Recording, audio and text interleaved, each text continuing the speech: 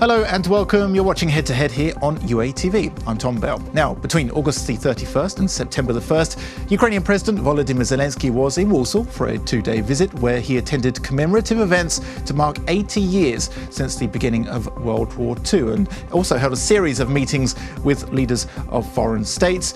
During the visit, Zelensky invited Warsaw to work jointly with the restoration of Donbas and also with energy security as well. Now, I'm pleased to say to talk more about this, we welcome to our studio today Vira Konstantynova. She's a political analyst and an expert on international energy relations. Hi, thank you so much for coming in. My pleasure. So really, one of the main outcomes that we saw from these particular talks was that Ukraine, the US and Poland had signed this memorandum of understanding, which we see a lot. And basically it was to work further on diversifying energy sources both to Poland, but also to Ukraine, because at the moment there's still the reliance on Russian gas. So my first question to you is, as an expert on the energy security, what sort of benefits could LNG bring? And given the fact that it's more expensive than Russian gas, so this is no secret, how would this particular mix work? You know, first remark, according to my personal point of view, LNG as the fuel, it globalizes energy market. That's why, for example, for Ukraine, LNG is an option. It would be the main important basic for our energy independence. Mm-hmm. To be honest, if we talk about the practical steps, from the internal domestic energy policy, Ukraine should increase its domestic production, and from other side, we should create the opportunities, and we should create some unions with our neighbors to establish so-called energy independent concept for Ukraine. I'm very optimistic regarding the Memorandum of Understanding, because it was a very important step towards energy independence, not only of Ukraine, but also of Poland. And I hope so that the practical implementation of this memorandum was coming soon, because as you probably know, there is we are in the face of critical period, if we talk about the trilateral negotiations. And so you're talking about the negotiations between the European Commission, Ukraine and Russia? Trilateral negotiations, yes, between the European Commission, Russia and Ukraine. And for us, from the Ukrainian perspective, it would be very important what kind of positions and what kind of steps we could undertake to promote our energy security. Because, as you probably know, Gazprom and its gas wars, and for example, if you have mentioned regarding the price of Russian gas and the LNG, many experts said that according to the latest reports from the different energy think tanks, we could say that LNG is not much more expensive than the Russian side tried to perform and try to articulate. That's why, from a Ukrainian perspective, such an option would be very, very useful. But there is still one thing is missing. What's that? It is infrastructure component. That's why I hope that from the strategic point of view, together with Polish side, Ukraine and our counterparts would undertake necessary measures to construct interconnectors between Ukraine and Poland. That's why it's like a component of the energy security, energy independence strategy of Ukraine. Yeah, and this is also not a dream project, really, because if I'm not mistaken, Lithuania already has a big LNG terminal at its port. Yes. And you can see it. It's huge, this particular sort of terminal, and that really is a bonus for Lithuania, because before they used to rely on Russian gas as well. Yes, the case of Lithuania and Klaipėda LNG terminal, it is very important to take into account from Ukrainian side, because, as you probably know, we have very great relationships with the Lithuanian side, and from the energy security perspective, of course. Yes, Klaipėda LNG was constructed during 2 years. That's why it's very important to understand that it's not like an unbelievable project. It could be implemented if you have a political will, if you have investments, and if you have such kind of very global geopolitical consequences for this LNG terminal. From Ukrainian side, as I know that there was in 2011, I guess, there was some ideas. That's not a new idea for Ukraine to construct LNG terminal. But from other side, during this period, there was some kind of technical reports regarding the possibility to build a floating terminal. But the other side is what we could do with regasification capacities. That's a huge project, but we could, how to say, to divide it from one stage to second stage, and that's why for Ukraine, I guess 2 years, it's a real opportunity to build an LNG terminal. But we should to undertake measures right now. Well, I think the main thing really is energy security, because, as you said, these trilateral talks are going on and the contract runs out next year.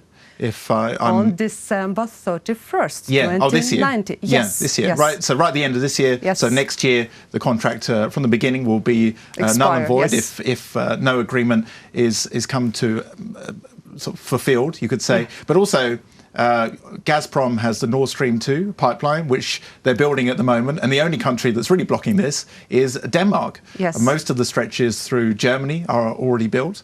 And obviously that's the end destination. So they're really pushing for it to be finished. And you have Turk Stream as well. So how do you see Ukraine's role in the future, sort of 1 or 2 years ahead, in terms, will it be sort of a transit country, or will it be more on its own? It would be mistaken to say that Ukraine is in comfort zone right now, because, yes, to be honest, as a transit state, Ukraine plays a very important role in the context not only of energy security of key particular partners and neighbors of Ukraine, but also in the context of the whole European Union. That's why, from my point of view, I guess that's a great time to re-estimate our transit status like only transit country, because for Ukraine, we have already talked about LNG terminal.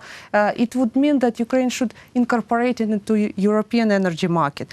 That's why to consider Ukraine as only a transit country, it would be a very great mistake from the strategic point of view. But from the tactical point of view, of course, right now, if we talk about the transit contract with Gazprom, according to estimation of the experts, Gazprom would need Ukrainian gas transmission system till 2021 at least. And that's when the full capacity of Nord Stream 2, if it's built, yes. It would be built according to my personal point of view, but there would be some postponed regarding the terms of construction, regarding the terms of operations.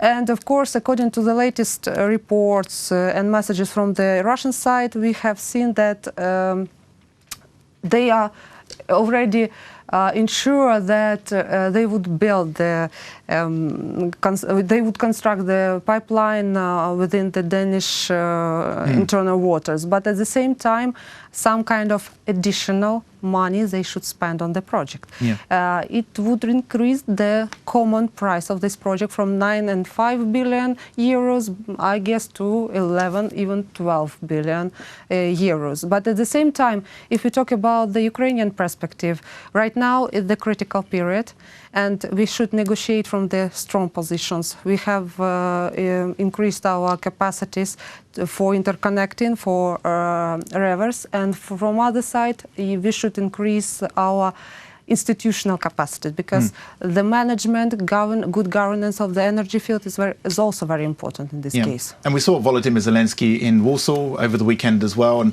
I mean, he's sort of tapping for international support in terms of diversifying Ukraine's energy supplies. But how do you see sort of the next parliament? What steps, in your view, should they take in order to make sure that these supplies are diversified and to make sure that really there is sort of energy security in Ukraine? Parliamentary diplomacy, I guess, would play a very important role in this context, but at the same time, we should understand that from the legal perspective, the main goal, the main aim of the parliamentarians is to create favorable conditions for the investment in this field, especially in the field of, for example, construction LNG terminal. From the other side, if we talk about the classic diplomacy.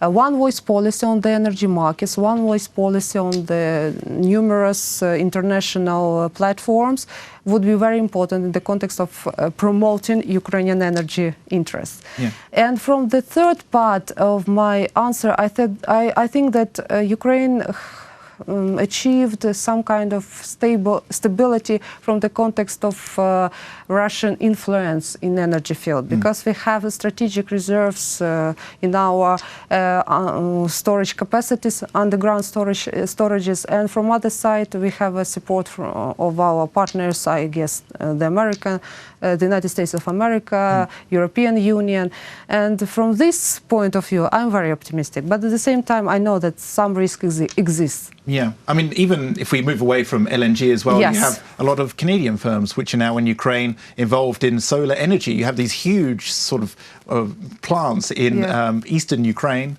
where they're sort of taking the sunlight and using this, and this is actually a big business now. Yes, renewables is a very great business, and of course the renewable sector is very dynamic, to be honest, and many investors, they're interested in this particular field. But at the same time, renewables, yes, we have to reconstruct our energy mix from one side, and from other side we have to have time for this reconstruction. That's very important to think about how to deal with Russia from the position of not only transit country, but from the position of the contributor to the energy security of the European Union. And I think that we would succeed. I hope that we would succeed in this. Well, on that positive note, we'll have to leave it there. Thank you so much for coming into our studio. Thank you very much. That was Vira Konstantynova, a political analyst and an expert on international energy relations. Thanks for watching and stay tuned for more here on UATV.